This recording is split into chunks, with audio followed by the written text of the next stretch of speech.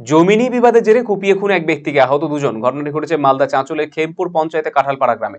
জানা গেছে মৃতের নাম সাদ্দাম হোসেন। দিন ভোরে সাদ্দাম গ্রাম থেকে কিছুটা দূরত্বের মুরিয়ালিপাড়া এলাকায় নিজের জমিতে চাষ করতে গিয়েছিল। এই জমিটি দখল করার চেষ্টা করছিল পাশের গ্রামে কিছু ব্যক্তি। সাদ্দাম প্রতিবাদ করে তাকে ধারালো অস্ত্র দিয়ে কোপানো হয়, বেধড়ক মারধর করা হয়। সাদ্দামকে বাঁচাতে এসে আক্রান্ত হন মকবুল হোসেন, ওসমান আলী।